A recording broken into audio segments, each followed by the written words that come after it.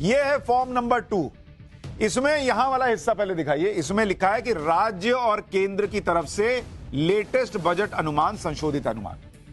तो इसमें पहले से जो वोटर होगा उसको पहले से यह भरा हुआ मिलेगा कि अभी राजस्व प्राप्तियां कितनी है, मतलब जिस राज्य में चुनाव हो रहा है वहां पर कितना पैसा जो है वो राज्य के बजट के पास आता है, रेवेन्यू कितना है। तो ये रेवेन्यू आपके पास लिखा हुआ आपको मिल जाएगा। अब कितना खर्च राज्य ऑलरेडी कर रहा है ये भी आपको पहले से लिखा मिलेगा। उस राज्य के ऊपर उधार कितना है ये भी लिखा हुआ मिलेगा। उसके बाद बकाया देनदारी कितनी है ये भी उस वोटर को पता चलेगा। और स्टेट का जीडीपी कितना है, या केंद्र की बात है तो क्या जीडीपी है वो भी लिखा हुआ मिलेगा। तो पहले तो राज्य की हालत क्या है आर्थिक तौर पर वो इस सेक्शन में पूरी तरह से आपको क्लियर पता चल जाएगी। अब आप सोचिए कि किस तरह से एक हिस्सा ये पता चल गया, आपको पता चल गया कि पॉकेट में कितना पैसा है। अब दूसरी तरफ देखिए, ये देखकर नेताओं का बुखार छूट जाएगा। मैं बता रहा हूं क्यों, अब जरा इसको पढ़ते जाइए। अब यह जानकारी राजनीतिक दलों को देनी है। क्या जानकारी देनी है? चुनावी वादे जो आप कर रहे हैं उसके लिए कुल अतिरिक्त रकम कितनी लगेगी बॉस?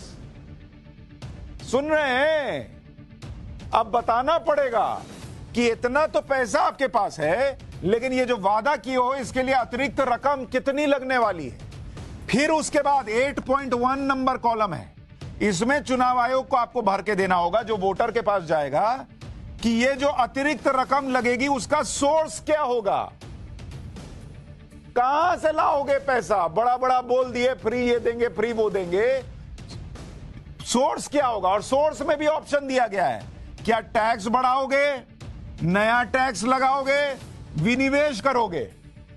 यानी आपको बताना होगा वोटर को। अभी तो मान लीजिए आप कह दिए कि हम ये कर देंगे, वोटर ने दे दिया, उसके बाद उसका लगता अरे ये तो टैक्स बढ़ा दिए, अरे ये तो एक्स्ट्रा टैक्स लगा दिए। नहीं, उसी वक्त बताओ वोट लेने के पहले कि टैक्स बढ़ाओगे, एक्स्ट्रा टैक्स लगाओगे या विनिवेश करोगे, या फिर ये बताओ कि खर्चों में कटौती करोगे, कहां से करोगे वो बताओ, या अतिरिक्त उधार लोगे वो भी बताओ, या कोई अन्य तरीका है तो वो भी बताओ। कोई जादू की छड़ी रखे हो तो घुमाने वाले हो तो वो छड़ी के बारे में बताओ।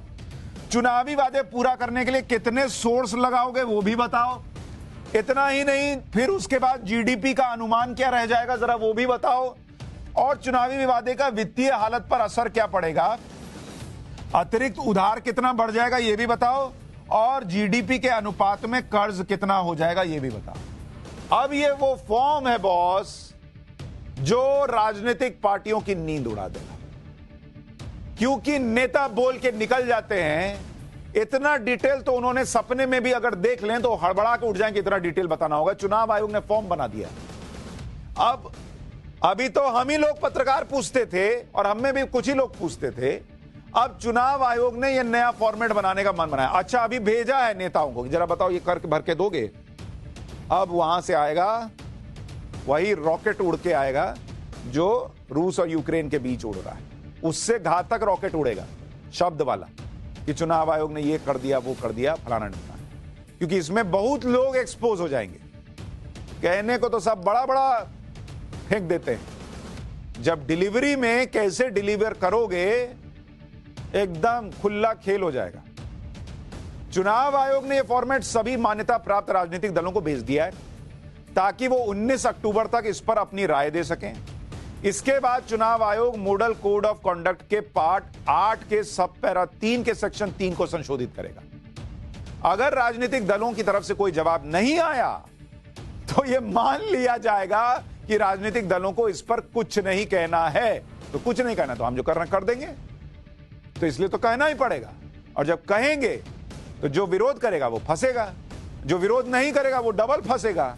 तो ऐसा चकरघिन्नी बना दिया है चुनाव आयोग कि कई नेता जो हैं वो फ्री जो राजनीति करते थे, जो भी अलग अलग पार्टी के हो, वो सब फ्री में फंसने वाले हैं।